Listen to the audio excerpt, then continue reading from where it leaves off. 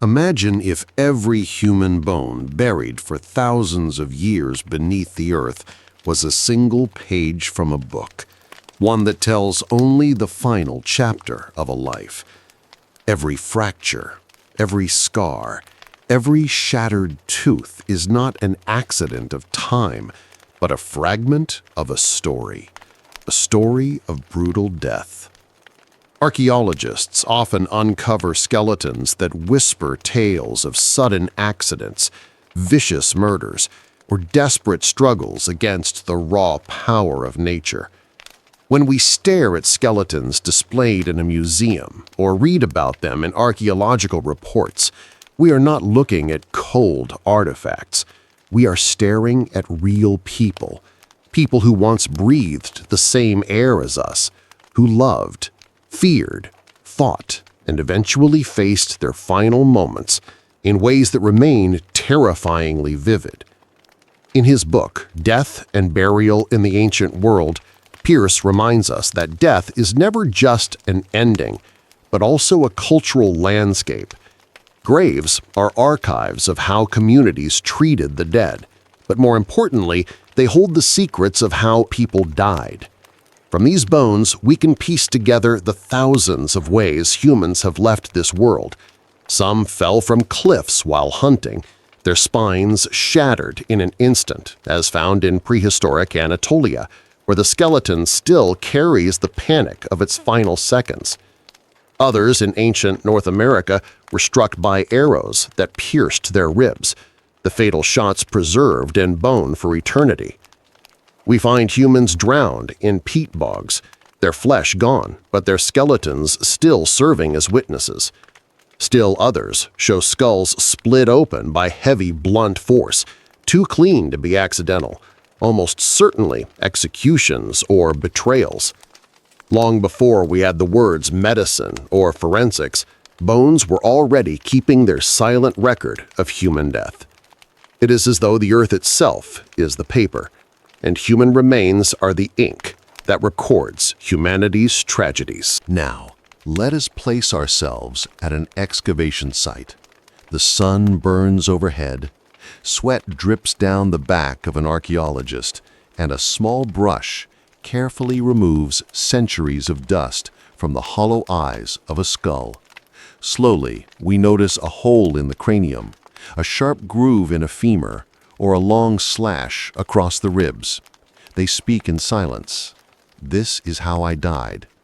What we are witnessing is not just the end of a life, but a violent narrative frozen in bone. As Mike Parker Pearson explains in his book, The Archaeology of Death and Burial, 1999, every injury tells us something about society itself.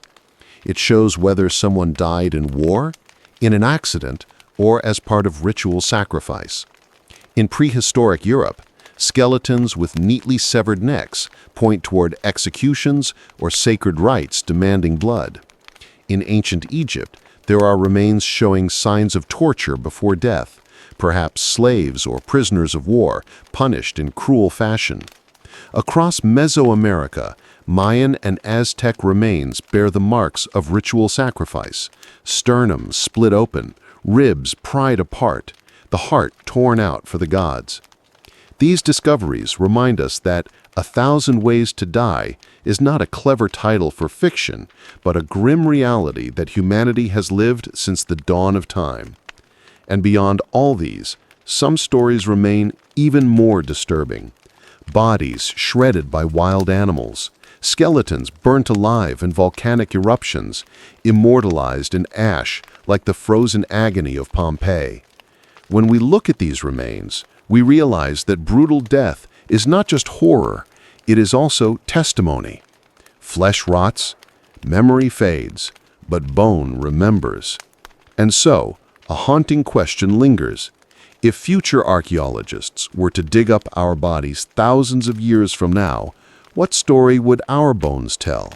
Would our deaths be seen as brutal or pale in comparison to the long, bloody history of human suffering carved into the earth? 3,000 years ago, somewhere along the shores of prehistoric Japan, a young man entered the ocean.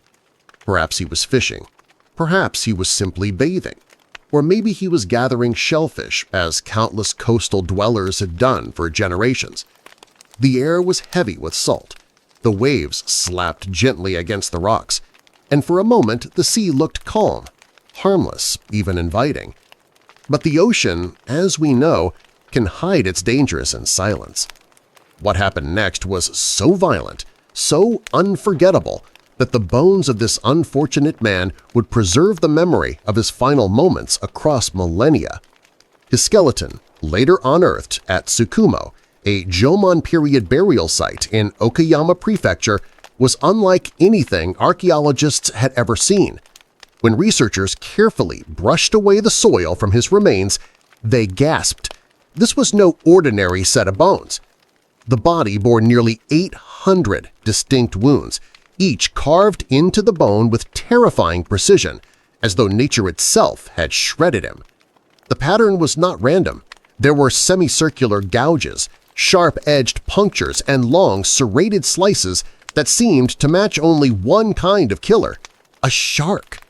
According to a groundbreaking study titled "Shark Attack Victim in Prehistoric Japan," published in the Journal of Archaeological Science Reports by Tsutomu et al. 2021, forensic comparison revealed the bite marks fit perfectly with those of tiger sharks or great white sharks, ancient predators that prowled Japan's coastal waters then just as they do today.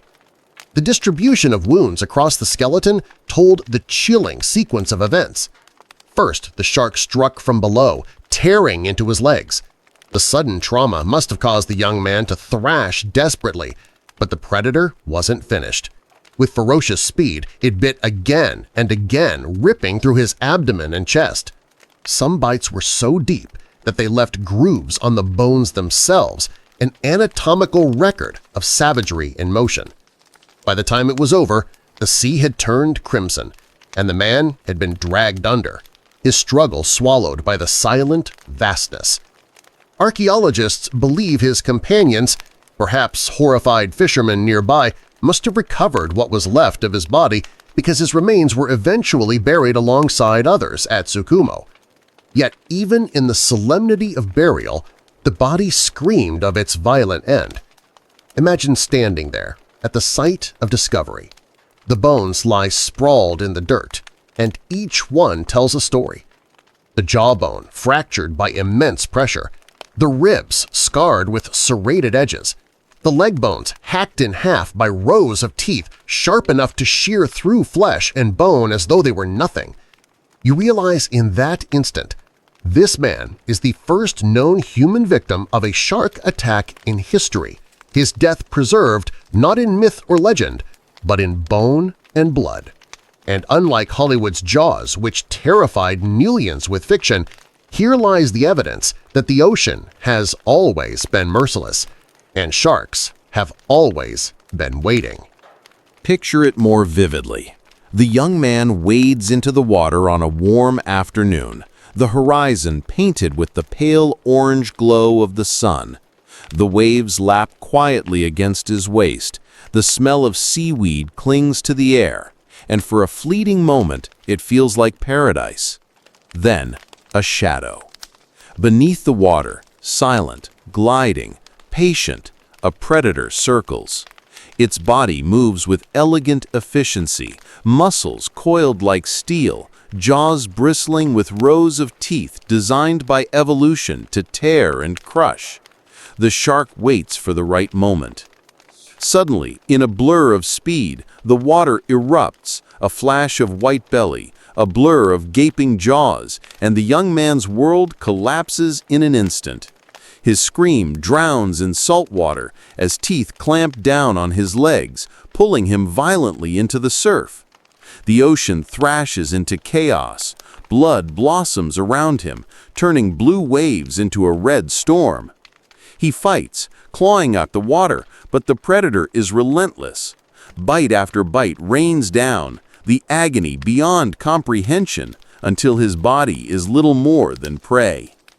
This nightmare scene is not guesswork, but reconstruction based on the wounds recorded on his bones. Forensic archaeologists, using modern technology, meticulously mapped each bite, matching them with the feeding behavior of sharks documented today. As Tsutomu and others explain in their paper in 2021, the parallel gouges and serrated marks are consistent with the sawing motion of shark teeth, which cut not just flesh, but also into bone. What is striking is how closely this prehistoric death resembles modern shark attacks, even though thousands of years separate them.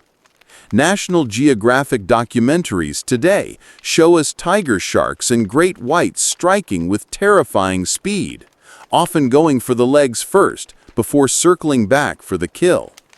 The Tsukumo victim experienced the exact same fate. What makes this story even more haunting is that he is not remembered as a warrior, a king, or a mythological hero. He was just an ordinary young man whose daily life ended in one of the most horrifying ways imaginable. Yet through his suffering, he has become immortal in history, the first documented human to die by shark attack. Standing before his remains, one cannot help but feel both horror and awe. Horror at the violence of the ocean, and awe at how bones can carry the memory of pain through centuries. As we read the evidence etched into his skeleton, we are forced to confront an uncomfortable truth. Humans have never truly been masters of the natural world. For all our intelligence, our tools, our ability to build societies, we are still flesh in a world of predators. And if sharks could do this to a man thousands of years ago, what does that say about the fragile boundary that separates us from being prey even now? Perhaps the real terror of this story is not in the gore or the blood, but in the realization that the sea does not care who we are, where we come from, or what dreams we carry. To the shark, we are just meat, and to the ocean, we are just another life passing through. 31,000 years ago, deep inside the dense rainforests of what is now Borneo, a small community of hunter-gatherers struggled to survive in a harsh and unpredictable world. Their days were filled with hunting, foraging, and protecting themselves from predators, both human and animal. But in one particular cave, archaeologists discovered a skeleton that rewrote everything we thought we knew about early human medicine. When the team from Griffith University carefully unearthed the remains, they were astonished. The skeleton belonged to a young individual, perhaps a teenager at the time of the incident, who had lived long enough to become an adult. Yet what shocked the researchers was that this person's lower left leg was missing, not lost to an animal attack, not snapped away by an accident, but deliberately removed in a surgical procedure thousands of years before anyone thought humans had the skill to attempt such a thing. The bones of the leg had healed completely, forming a rounded stump that could only be explained by a precise and intentional amputation. According to the study published in Nature by Maloney et al. 2022, this is the earliest known evidence of a successful surgical amputation in human history, predating other known medical operations by tens of thousands of years. Imagine the scene. Inside the dimly lit cave, the flicker of firelight reveals a figure lying on the ground, writhing in agony. Surrounding them are others from the group, their faces tense with fear and determination. One individual, perhaps a shaman, perhaps the most skilled healer of the band, kneels beside the patient, holding a sharp stone blade. With deliberate force, the blade cuts through skin, muscle, and finally bone, severing the limb. There is no anesthesia, no sterile instruments, no modern knowledge of germs, yet somehow this surgery succeeds. Herbs may have been packed into the wound, pressure applied with leaves and fiber, and over weeks, maybe months, the wound slowly closed. The most incredible part is that the patients survived not just days or weeks, but years, decades even, living into adulthood and continuing to function within their community. This discovery overturns the assumption that prehistoric people were helpless against serious injuries. It shows instead that they possessed remarkable anatomical knowledge, the courage to attempt life-saving procedures, and the compassion to care for someone who could no longer walk normally. The skeleton's survival is proof that this was not an abandoned outcast, but a valued member of the group who received food, shelter, and protection after their operation. The more we examine the evidence, the clearer it becomes. Humanity's first amputee was not just a patient, but also a survivor, and perhaps even a symbol of resilience. And yet, beneath this story of endurance lies the haunting truth of the unimaginable pain endured during that procedure, a reminder of how close death always stood beside life in the prehistoric world. Close your eyes for a moment and imagine yourself in that cave in Borneo 31 millennia ago. The air is thick with the smell of smoke, damp stone, and sweat. The cries of the patient echo through the darkness, each scream bouncing off the cavern walls, mingling with the rhythmic beating of hands and the frantic whispers of family members praying for survival. The healer's hands are steady, gripping the stone blade with the kind of resolve that comes only from desperation. This is not a casual act of violence. It is an act of hope, perhaps the only chance to save the young person from a festering infection, a crushed limb, or venomous snake bite. Every cut is brutal, every second an eternity, but slowly, inexorably, the leg is removed. Blood gushes, life hangs in balance, but the group does not give up. They press herbs, leaves, and fibers into the wound, tying it tightly, hoping the bleeding will stop. Against all odds, it works. Days turn into weeks, weeks into months, and the patient begins to recover. The bones show clear evidence of healing, meaning the individual lived for at least 6 to 9 years afterward, perhaps even longer. What does this tell us? As Maloney and his colleagues emphasize in their 2022 Nature article, such precision suggests an intimate understanding of human anatomy, far beyond what we thought hunter-gatherers knew at that time. They must have understood how to cut without killing, how to control bleeding, and how to prevent fatal infection. But more than the technical skill, this discovery reveals something deeply human: empathy. Caring for an amputee in a prehistoric society would have required immense effort. A person missing a leg could not hunt effectively, could not move quickly to escape predators, could not carry heavy loads. And yet their community must have fed them, carried them, and ensured their survival. This act of compassion contradicts the stereotype of brutal prehistoric life where only the strong survived. Instead, it shows that early humans already valued life beyond utility, that they recognized the worth of individuals regardless of their physical limitations. Now imagine the amputee years later, hobbling but alive, sitting around the fire, telling stories, maybe even teaching children or crafting tools. Their body was incomplete, but their life was far from over. They carried the physical scar of unimaginable pain, but also the honor of survival. Standing in that cave today, looking at the rounded stump of healed bone, you cannot help but feel awe. Here lies the evidence that humanity's fight against death began long before hospitals, doctors, or technology. Here is proof that even in the Stone Age, people dared to challenge nature itself, refusing to let a broken body mean a broken life. And so, the world's first amputee is more than an archaeological marvel. They are a reminder of what it means to be human, fragile, yet resilient, broken, yet cared for, suffering, yet surviving. Their bones whisper a question across 31,000 years. In their place, with only stone tools and courage, could we have endured the same? If nature has always been merciless, then history shows us that humans are often worse. Long before modern warfare, prisons, or systems of justice, human cruelty was already at its maximum. The bones left behind from prehistoric and ancient societies bear witness to acts of violence so deliberate, so calculated, that they can no longer be dismissed as accidents of survival.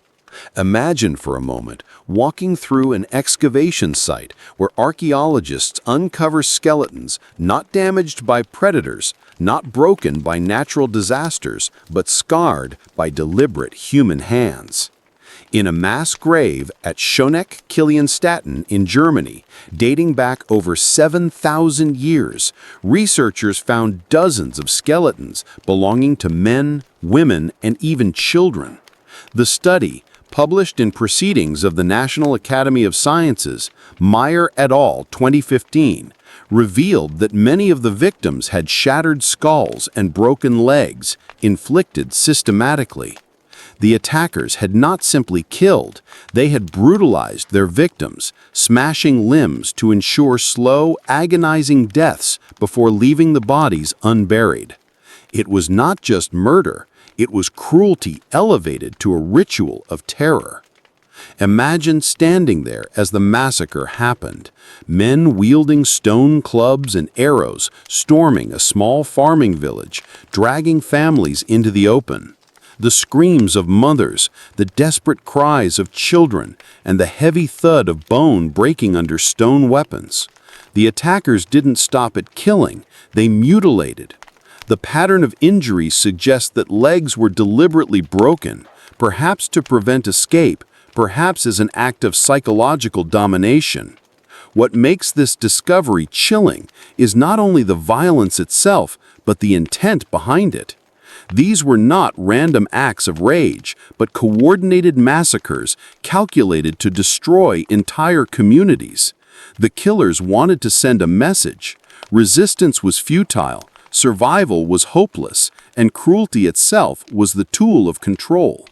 This moment in history captures the darkest truth about our species, that from the earliest days of settled life, humans weaponized fear and suffering against one another. The archaeological evidence from Schoneck-Kilienstatten forces us to confront the reality that cruelty is not a product of modernity, but a companion of humanity from the beginning. In that grave, beneath the soil, lies the echo of terror, a silence that screams louder than words. And as you stand before those broken bones, you realize this is not just about death, but about deliberate torture. Cruelty pushed to its maximum, cruelty that even nature itself might never have conceived. Now let us shift our gaze to another place, another time, but the same unflinching cruelty. In the ancient Near East, evidence of human sacrifice paints a picture equally brutal. At the site of Tel Es-Safi, identified as the Philistine city of Gath, archaeologists discovered the remains of young individuals who bore marks of ritual killing. Their bones suggested deliberate throat slashing and decapitation, a horrifying reminder that cruelty was sometimes sanctified as religious duty. The journal Near Eastern Archaeology, Meyer et al. 2012, discusses how ritual violence was often cloaked in sacred justification, where killing was not seen as murder, but as offering. Imagine the scene: a torch-lit temple, drums pounding in rhythm, the crowd chanting as priests lead a trembling victim forward. The blade flashes, the body collapses, and blood pools at the altar, while the people cheer, not horrified, but exalted. Here, cruelty was not hidden, it was celebrated. The victim's death was transformed into spectacle, a collective performance that reinforced power and belief. Step outside that temple, and you might find another form of cruelty: the battlefield. The skeletons of ancient soldiers often reveal patterns of violence far beyond mere combat. Decapitated bodies, mutilated corpses, and warriors with defensive wounds on their arms all point toward the savagery of hand-to-hand killing. As anthropologist Lawrence Keeley argues in his book War Before Civilization, 1996, warfare among prehistoric and early historic societies was often more brutal than modern battles because the violence was intimate. Warriors killed face to face with stone, wood, and bronze, striking until the other's body was no longer recognizable. There were no distant arrows or guns to dull the moment of death. Cruelty was personal, direct, and drawn out. Standing in those ancient killing fields with broken weapons and shattered bones scattered across the ground, one cannot escape the conclusion that cruelty is not an exception in human history. It is a defining trait. And yet, perhaps the most chilling aspect is how normalized this cruelty was. To those who inflicted it, to those who watched, and even to those who recorded it in ritual or art, it was not seen as monstrous, but necessary. It was order disguised as brutality, devotion disguised as slaughter. Looking at this evidence today, thousands of years later, we are forced to ask a difficult question. Have we really changed? Or does the capacity for cruelty still lurk in us, waiting for moments of fear, power, or belief to awaken it once again? The bones do not answer.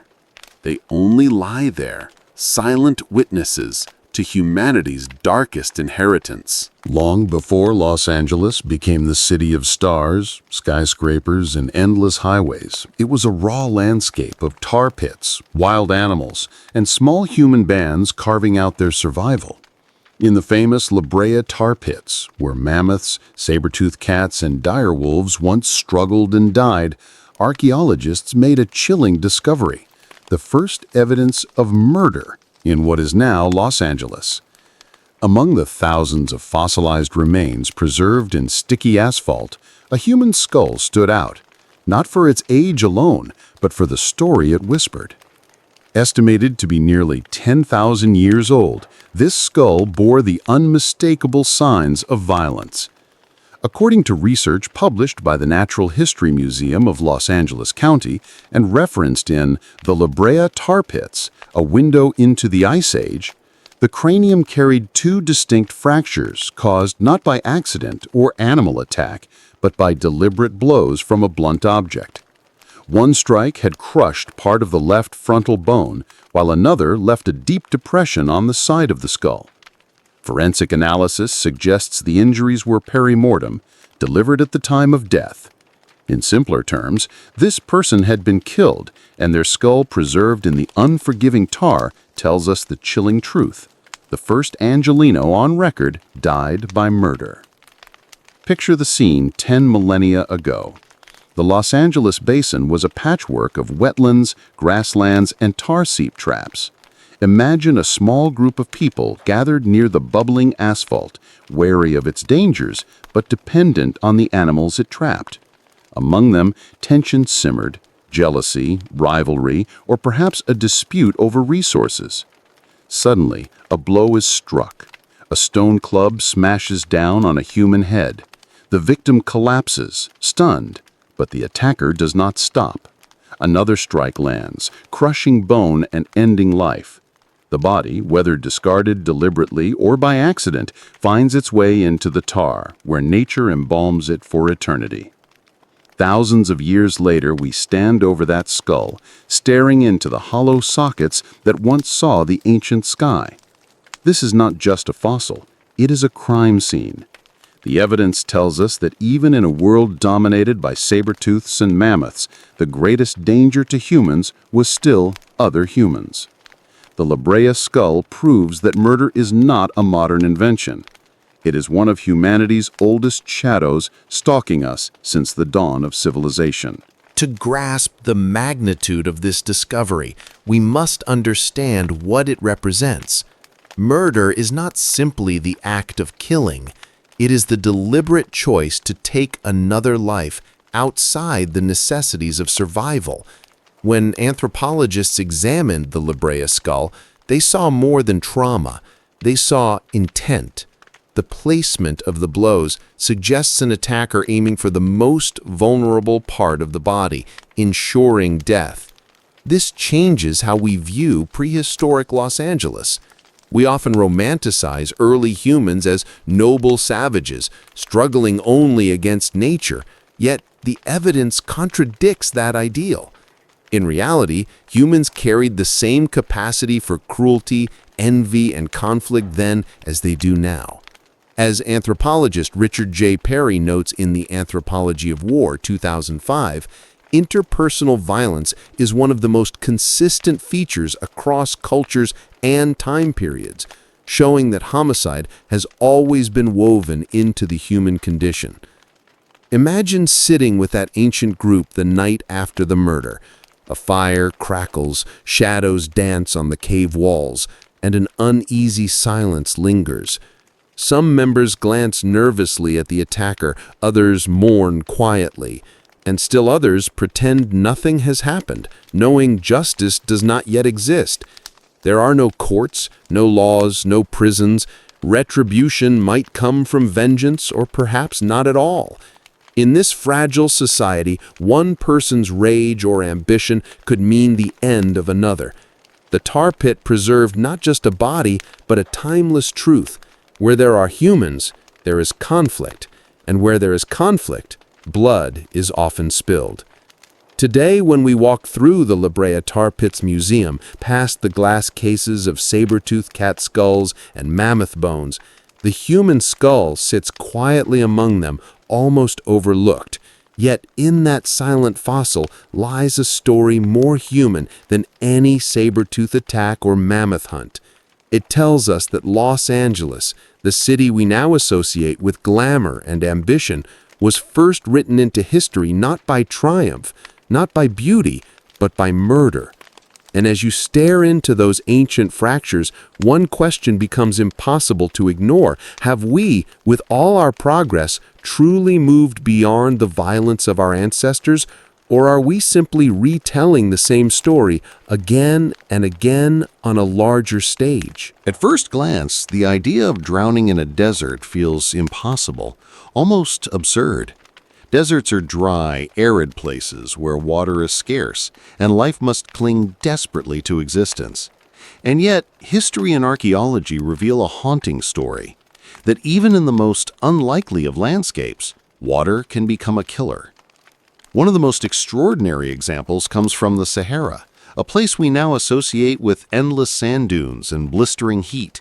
But thousands of years ago, during what scientists call the Green Sahara period, this region was not barren. It was alive with rivers, lakes, and wetlands, attracting humans and animals alike.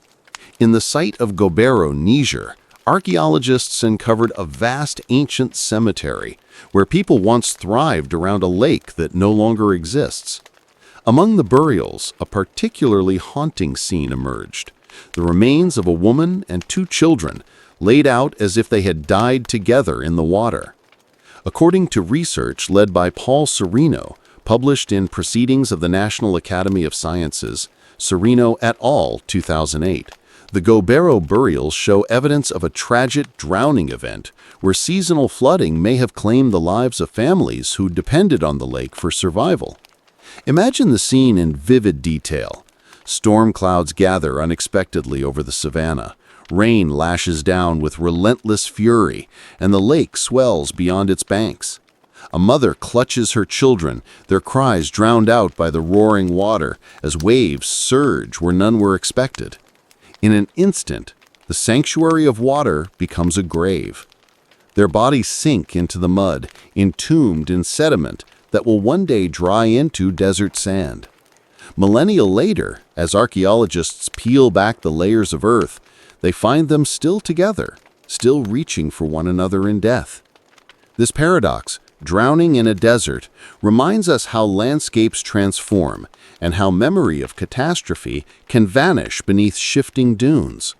Today's Sahara hides yesterday's lakes, and in those vanished waters lie stories of life, love, and sudden loss.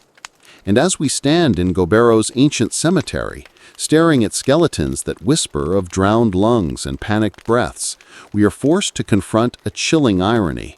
In the desert, the rare gift of water could turn into a merciless executioner. But the Sahara is not the only desert where water has killed. Archaeologists have found evidence of drowning in other arid lands where flash floods and sudden storms strike with lethal force. In the deserts of the American Southwest, for example, canyon systems like Chaco Canyon and Mesa Verde preserve oral traditions of sudden floods sweeping away camps and lives. Scientific studies, such as those referenced in The Archaeology of Ancient North America, Michael S. Nisani, 2015, explain how ancient communities living in dry riverbeds, known as arroyos, were often caught off guard when summer rains unleashed walls of water that surged through the canyons without warning. Picture it, a family builds their home near a dry wash, their children playing where only sand lies. Then, far away, miles upstream, thunderclouds burst in rain pours. Hours later, with no storm in sight, the family hears a faint rumble. The ground trembles. Suddenly, a roaring wall of water crashes down the canyon, sweeping away huts, people, animals, everything in its path. To modernize, it seems a cruel twist of fate, but to ancient people it must have felt like the wrath of gods. Bones recovered in these regions often show signs of mass death linked not to famine or war, but to sudden environmental violence. The idea that water, the essence of life, could kill so suddenly in the very places where it is most needed shaped both myth and memory. Oral traditions from Puebloan descendants speak of spirits that guard or punish through water, stories rooted in generations of trauma from these sudden drownings. Returning to the Sahara, the tragedy of Gobero reminds us that climate itself is a silent murderer. Sereno's team emphasized that the people buried there lived during a period when the desert was lush, but as climate shifted, lakes dried, and survival became more precarious. Water was never guaranteed, and when it did come, it could come in deadly excess. The drowned mother and children of Gobero, frozen in eternal embrace, symbolize this delicate balance. Humans are always at the mercy of forces far greater than themselves. Standing in the desert today, with scorching winds and dunes stretching endlessly, it is almost impossible to imagine the roaring lake that once took their lives. Yet the bones are there, the graves are there, the story is carved into the earth. And so we ask ourselves, how many more tragedies lie hidden under sands and stones? How many more drowned voices are buried in deserts we believe to be silent? Perhaps the true terror of this story is not drowning itself, but the realization that even the harshest deserts can betray us with too much water, leaving behind only skeletons and silence to tell the tale. Across the ancient world, archaeologists have unearthed skulls pierced with mysterious holes. At first glance, such discoveries seem like evidence of brutal violence, executions, torture, or fatal wounds inflicted during battle. But when studied more closely, these holes tell an even stranger and more unsettling story. They were made deliberately while the individual was still alive, and astonishingly, many of them survived. This practice is known as trepanation, one of humanity's earliest forms of surgery, where a section of the skull was cut, scraped, or drilled away. Imagine standing in a prehistoric settlement thousands of years ago. A patient sits on the ground, surrounded by their community, while a healer grips a sharp piece of flint or obsidian.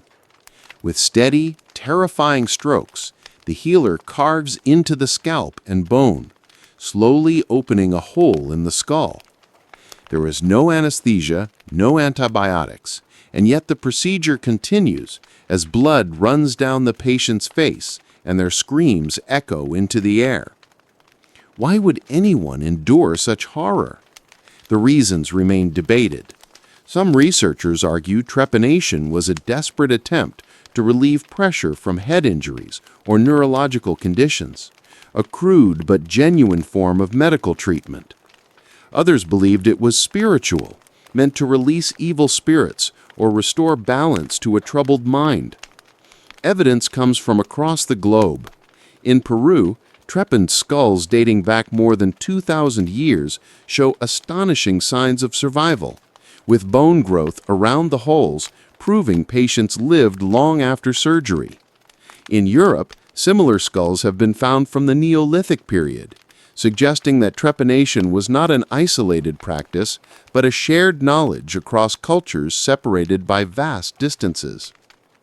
According to the Journal of Neurosurgery, Feldman and Goodrich, 2001, survival rates in ancient Peru may have been as high as 70%, which is remarkable considering the lack of modern medicine. Imagine the resilience required to survive such a procedure. To live with a scar on your head where bone had been deliberately removed. The sight of these skulls in museums today is both terrifying and awe-inspiring.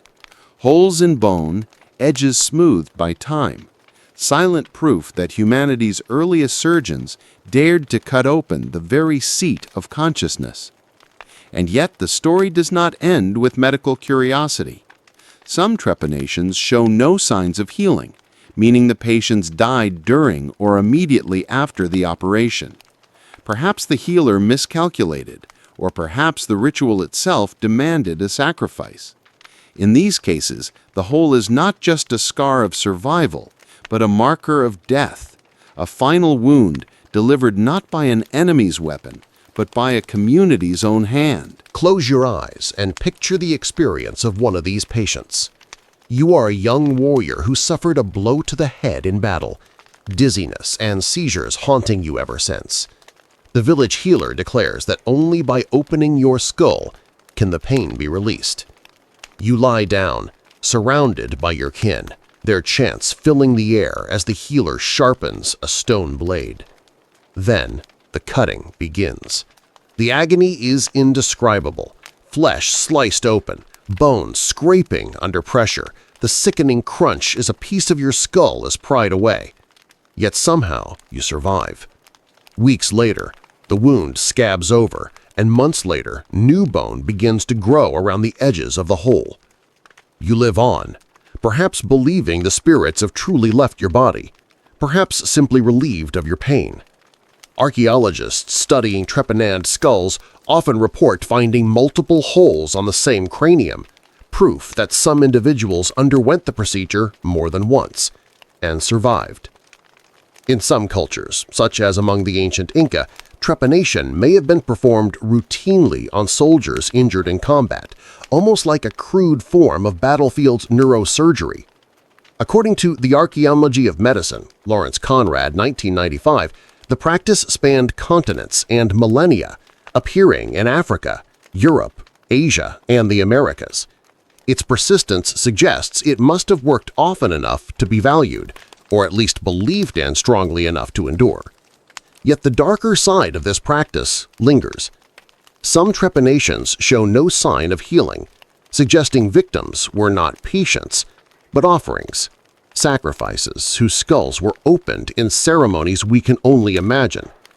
Perhaps their deaths were seen as a gateway to the divine, their skulls marked not with violence, but with sacred purpose. To stand in front of such skulls today is to feel both admiration and dread. Admiration for the ingenuity and resilience of ancient people who dared to attempt brain surgery without modern knowledge, and dread for the suffering endured by those whose lives ended on the healer's stone floor. The holes in their skulls are not just medical evidence. They are windows into the human condition, our eternal struggle against death, our willingness to endure pain for survival, and our capacity to cloak cruelty in ritual. As we stare into those ancient perforations, one haunting question emerges. Were these people victims of compassion or victims of belief? Did their communities save them or sacrifice them? The bones do not answer. But the silence surrounding those holes speaks volumes, echoing across the centuries with a chilling reminder that sometimes survival and suffering walk hand in hand. On a damp, fog-laden morning in northern Germany, peat cutters working in the Uchter Moor bog made a discovery that would shock archaeology and stir both awe and sorrow. Buried in the thick, dark layers of peat lay the perfectly preserved body of a young girl who had died more than 2,500 years ago. Her skin, hair, and clothing remained intact, a haunting echo of a life interrupted. Known now as the Uchter Moor girl, or sometimes the Red Francisca, she is one of Europe's most famous bog bodies, part of a phenomenon that continues to intrigue and terrify. Bog bodies are unique because the acidic, oxygen-poor environment of peat bogs halts decay, preserving human flesh in astonishing detail. The Uchter Moor girl's body revealed not only her physical form, but also the violent circumstances of her death.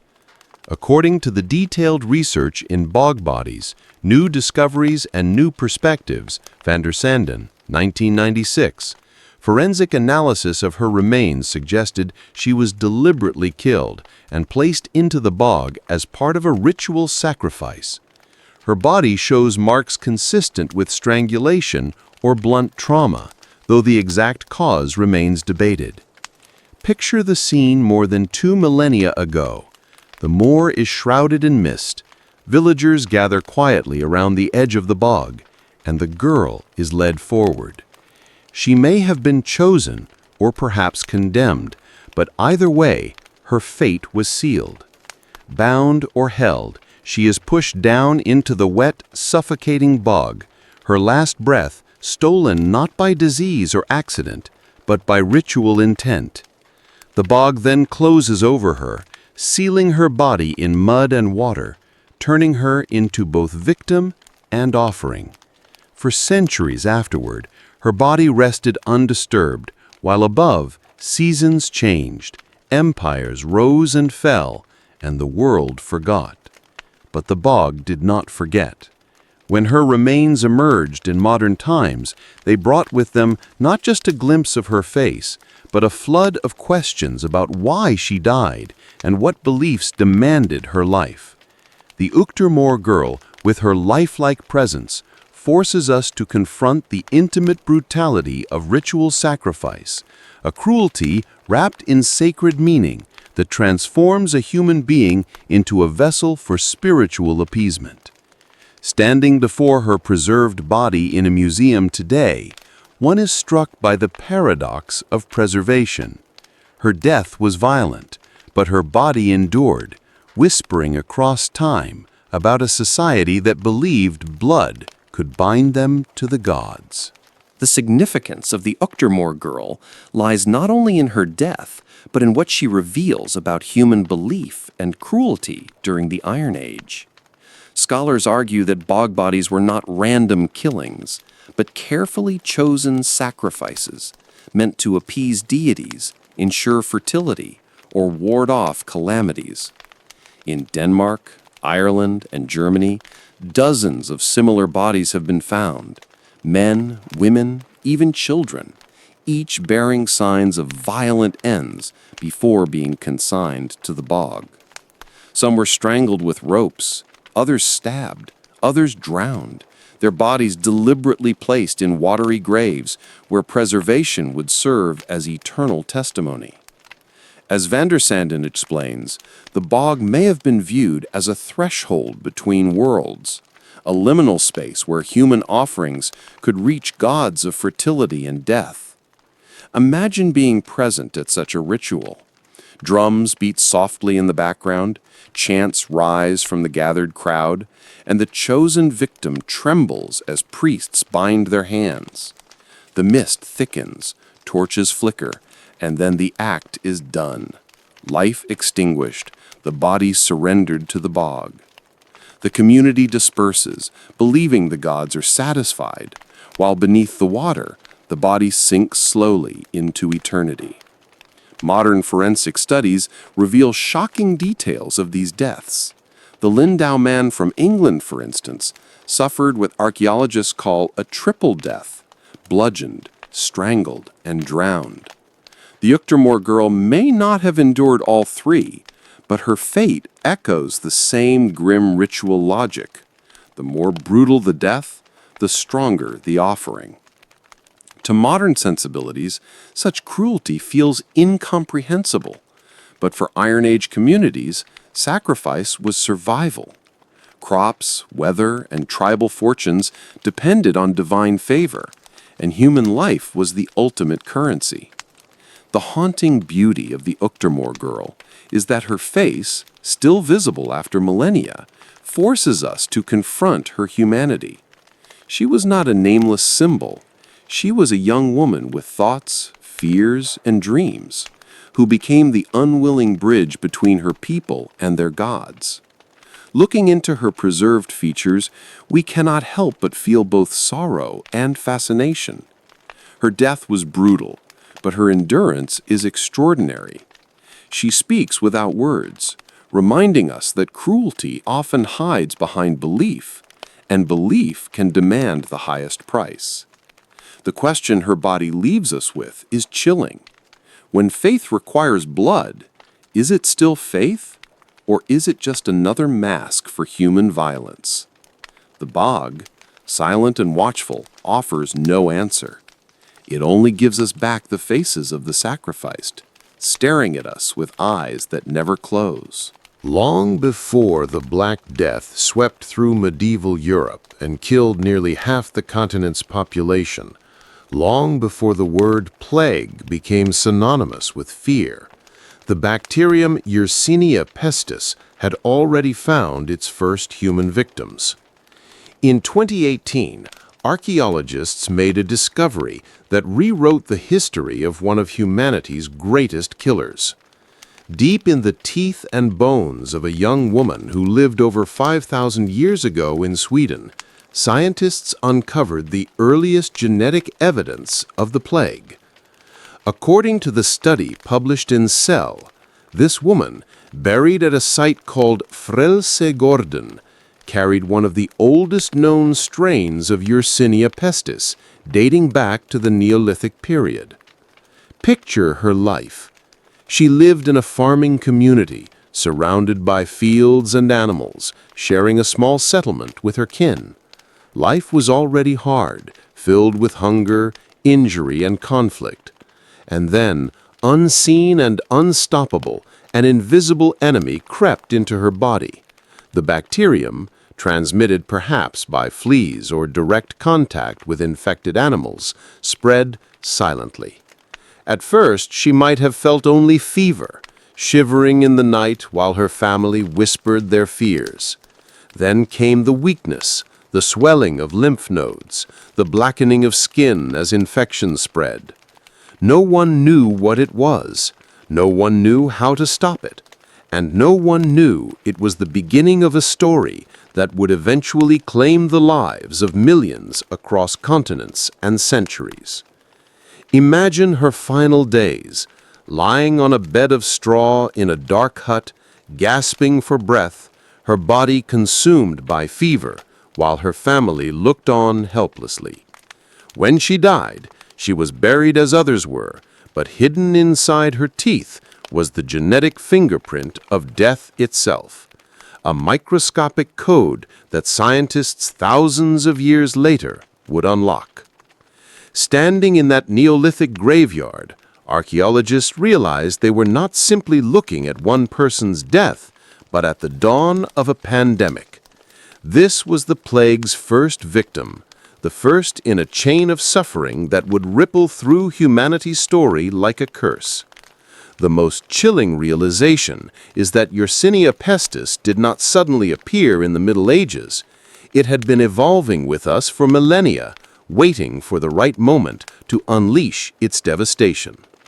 The young woman of Sweden never knew her role in history, but her bones tell us she was patient zero in a saga that would stain human memory forever. The story of the plague's first victim forces us to rethink how fragile humanity has always been in the face of disease.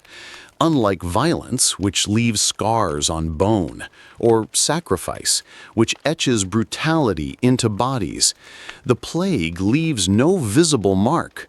Its evidence survives only in the microscopic traces of DNA hidden in the dead.